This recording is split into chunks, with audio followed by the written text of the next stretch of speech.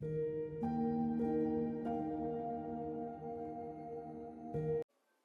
श्री राम। श्री राम हृदय में उतरते हैं और हर क्षण प्रेम और शांति से परिपूर्ण होता है। एपिसोड 202 अंत तक सुने। आइए तुलसीदास जी की अमृतवाणी के मधुर प्रभाव में आत्मा को आलोकित करें। जानी गौरी अनुकूल सिए हिये हर्षु न जाई कही, मंजिल मंगल मूल बाम अंग फरकन लगे।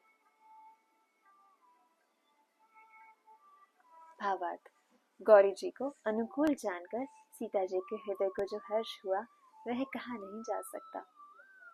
सुंदर मंगलों के मूल उनके बाएं अंग पर रखने लगे। हृदयम सराहत सिए लोनाई, गुर समीप गवने दो भाई। राम कहा सबु कौशिक पाही, सरल सुभाव गुअत छल नाही। भावार्थ: हृदय में सीता जी के सौंदर्य की सराहना करते हुए दोनों भाई गुरु जी के पास गए। श्री रामचंद्र जी ने विश्वामित्र से सब कुछ कह दिया, क्योंकि उनका सरल स्वभाव है, छल तो उसे छूता भी नहीं है।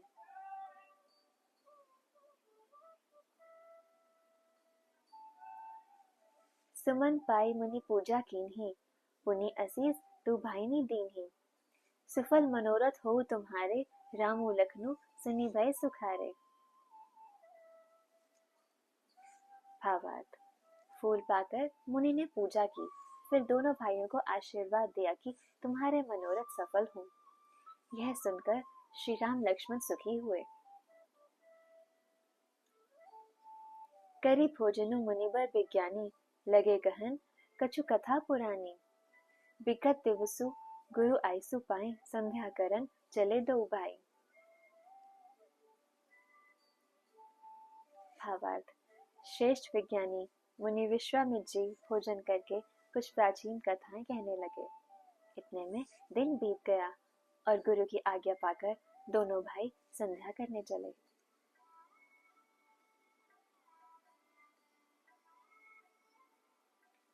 प्राची दिसी ससी उयु सुहावा, सिए मुख सरिस देखी सुख पावा।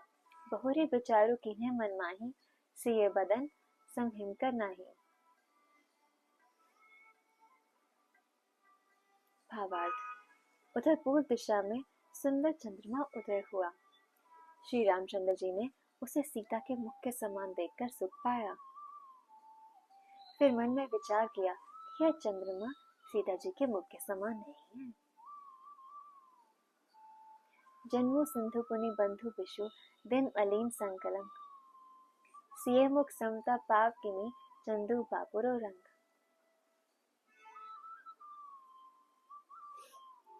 भावार्थ: खारे समुद्र में तो इसका जन्म, फिर उसी समुद्र से उत्पन्न होने के कारण विष इसका भाई। दिन में यह मलिन शोभाहीन निस्तेज रहता है और कलंकी काले दाग से युक्त है। बेचारा गरीब चंद्रमा सीता जी के मुख की बराबरी कैसे पा सकता है।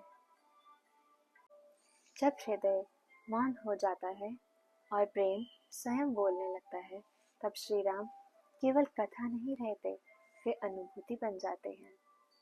आज की यह यात्रा शब्दों से नहीं, हृदय की गहराइयों से होकर गुजरेगी। प्रिय साधकों, प्रिय राम भक्तों, आइए कुछ क्षण के लिए दुनिया की चहल पहल से हटकर अपने भीतर उतरें। श्वास को धीमा करें, मन को कोमल बनाएं और श्री राम को अपने हृदय के द्वार पर आहिस्ता आहिस्ता आने दें।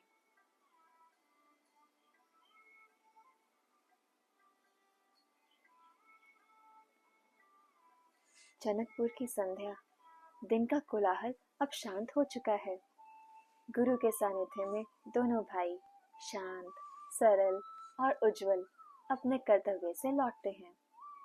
मन में कोई छल नहीं, कोई संकोच नहीं, केवल सहज सत्य। सीता का सौंदर्य मन में उतरता है, पर वह सौंदर्य देह का नहीं, आत्मा की पवित्रता का है। और उसी क्षण पूर्व दिशा में चंद्रमा उदित होता है।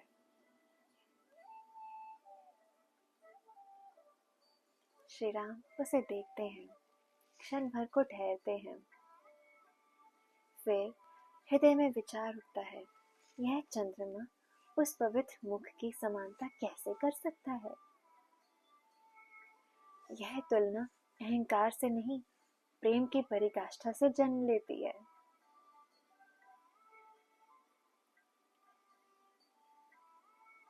जब प्रेम शुद्ध होता है तो वह तुलना भी करता है, पर अपमान के लिए नहीं, सत्य को पहचानने के लिए। श्री राम का हृदय सीधा है, सरल है, जैसे निर्मल जल। वहां कुछ छुपाया नहीं जाता। जो है, जैसा है, वह गुरु के सामने सहज रूप से रख दिया जाता है। यही रामत्व है, जहां मन और वाणी एक ही दिशा में बहते हैं। और चंद्रमा, वह हमें स्मरण कराता है कि संसार की सबसे सुंदर वस्तु भी पूर्ण नहीं होती। पूर्णता केवल उस प्रेम में है जो अहंकार से मुक्त हो।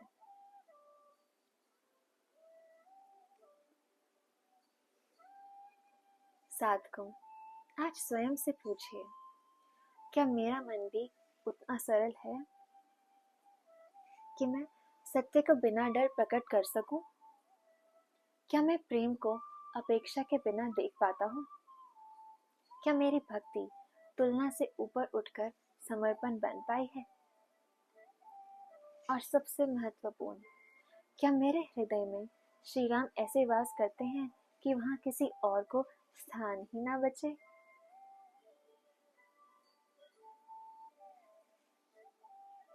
श्री राम का नाम केवल उच्चारण नहीं, वह शांति है, वह आश्रय है, वह प्रेम है जो मन की सारी थकान धीरे धीरे धो देता है।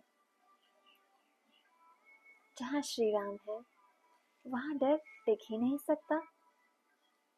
जहाँ श्री राम है, वहाँ छल प्रवेश नहीं कर सकता। उनका स्मरण हृदय को ऐसा उज्जवल करता है कि चंद्रमा भी अपनी मलिनता पहचान ले।